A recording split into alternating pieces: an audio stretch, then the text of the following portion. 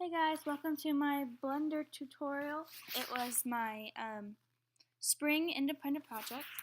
Um, when I started this project, my learning goal was just to learn how to navigate Blender a little bit and create a project, just any project. I didn't know what I wanted to do, and I just wanted to learn about it. And the end result, I think I learned a little bit, but Blender is just so much different than anything I've ever done before, and so complex that I didn't really learn how to navigate Blender at all. And I got a pretty good final project, but it's just because I followed the tutorial so closely that there was no way I could possibly mess up, and I still messed up. So, I guess that didn't work. Mastery of technology used. I did not master Blender even a little bit. It's so complex, it's a beast, and I can't even describe how many uses it has. And I just did one little part of it, but it's huge and it's complex, and yeah. And when I started this on my first project, I tried to use a certain texture, but I think that my MacBook Air didn't have enough memory or something. I have no idea. And every time I would close and then reopen the project, the texture would be gone. So I decided to follow a tutorial very closely of something completely different, just so that I could get a result done in time for the end of the project. So I will show you the tutorial I used. It's just on blenderguru.com, and this is a really, really good tutorial.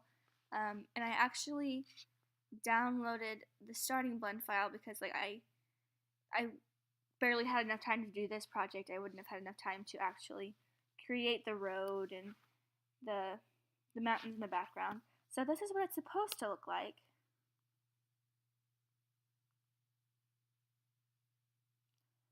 See, the rain is supposed to start coming down and then keep going. I didn't exactly get this outcome, but I did. Oh, where is it? Oh, I got this.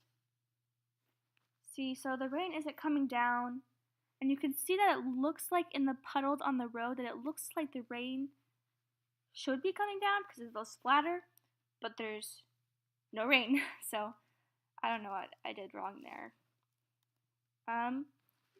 Yeah, so my plan was to just make a project in Blender, and I had no idea how difficult it would be. If I did, I would have known I needed a lot more time to really do anything like as independent as I should have done it, and anything good. Yeah, overview.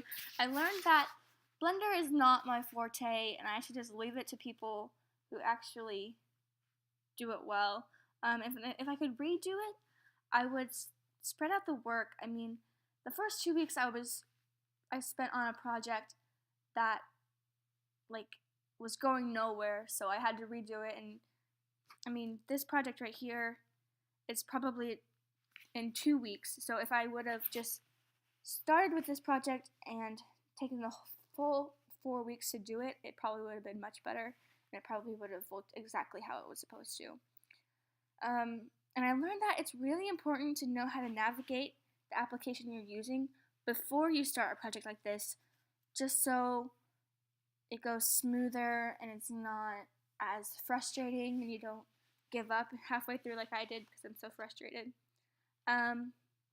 So this was the starting blend file before I added the plane up top. So it just came with, you see here, the mountain and the road and the signs. And then I used dynamic paint for the rain. And I honestly couldn't show you how to do it in the application just because I followed the tutorial so closely. Yeah. So, yeah. So,